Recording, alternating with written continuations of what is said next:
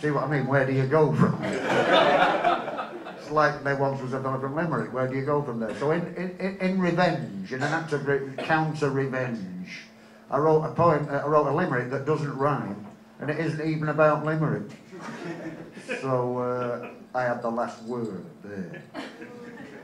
So here it is, it's a limerick that doesn't rhyme, and it's not even about Limerick. So I told you up front it's not going to rhyme. Do you want to hear it or not? Yeah. All right. So I told you up front it ain't going to rhyme. So I don't let any snotty letters after the event, you know, like, dear sir, imagine my disappointment.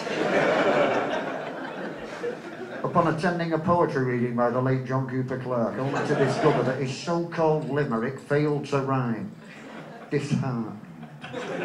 Waterford. Because I told you up front it's not going to rhyme.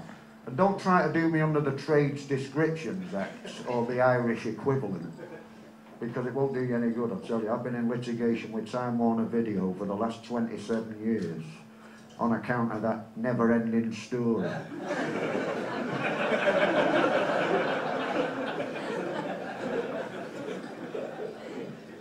But I blame my lawyer for the lack of success.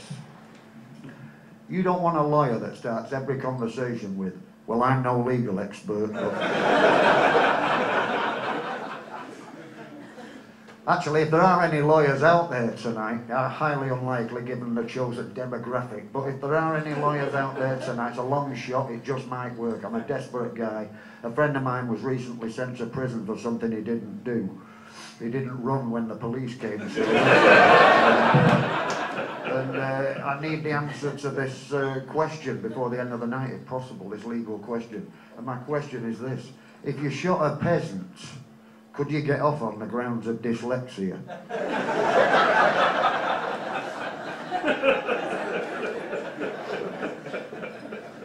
Very important I have the answer to this question. He's in deep trouble, a friend of mine. So anyway, here's the limerick that doesn't rhyme, yeah? As advertised. There once was a fella from Lee, thought he'd been stung by a wasp. When asked did it hurt, he said no, it can do it again if it wants. See how that didn't rhyme? Yeah, there's one. This is part of a longer work, actually. I've got it. In order to explain this one, I'll have to do. It's an occupational hazard if you write lyrics for a living. But sooner or later, somebody's going to come along and change one word of your title and have a worldwide mega smash with it, right? There's a few times where that's happened to me, like, I'm getting buried in the morning.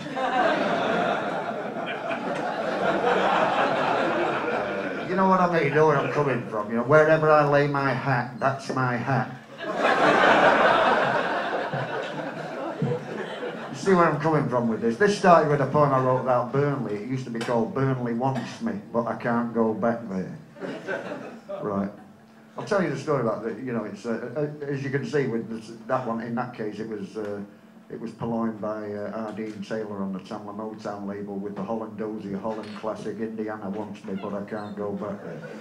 I shouldn't have gone to Burnley in the first place, though. I should have listened to my manager when he said to me, Johnny, you're a sophisticated gentleman, you've got no business doing shows in Burnley or anywhere else where they still point at aeroplanes.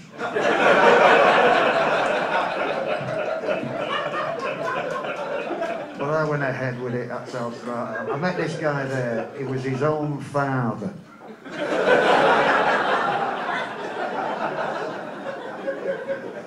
And he was the town intellectual.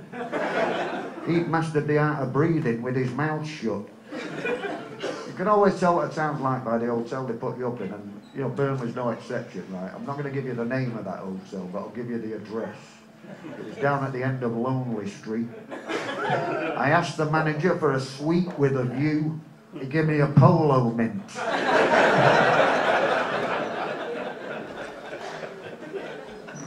I had to get in touch with the manager in the middle of the night. I said, look, I've got a leak in the sink. He said, okay, just this once.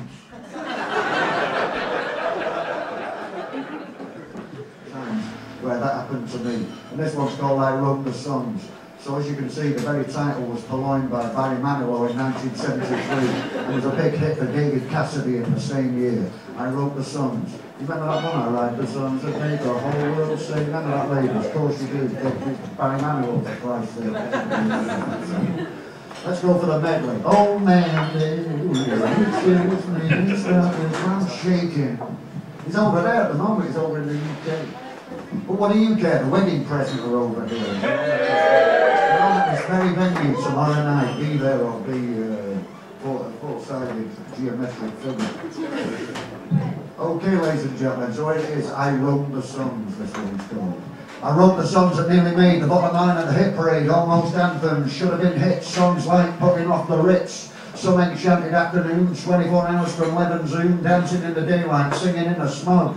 You ain't nothing but a hedgehog, so close and yet so far. Do you remember the way we are? I'd like to get you on a speedboat to China. Got an idea by George Steiner, ain't no slouch. Mama's got a brand new couch, she ain't heavy. She's my sister, not to mention Twisted Whisper, brand new leopard skin pillbox glove. Baby, you and me got a greasy kind of love. Some of the times. You ain't nothing but a hedgehog, foraging all the time. You ain't nothing but a hedgehog, foraging all the time. You ain't never pricked a predator, you ain't no porcupine. Could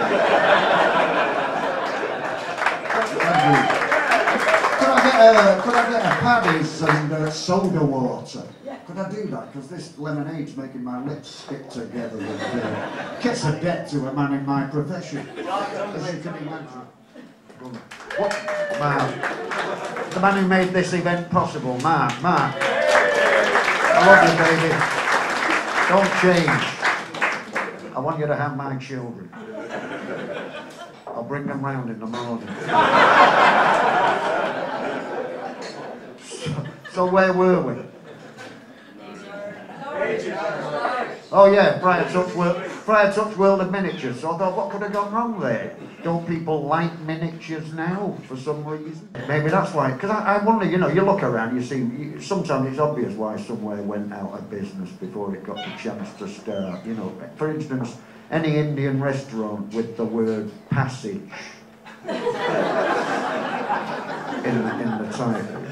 Passage to India, there's a million of them. They all go out of business. And you can see, well, there should be somebody advising them. You know, maybe that's not a good choice. Taj Mahal, you can't go wrong there. But avoid passage. It just gives that pause for thought. That split second that could make a difference between a customer and somebody who goes elsewhere. You can see why, but Friar Tuck's World of Miniatures. And then I thought, was that window empty?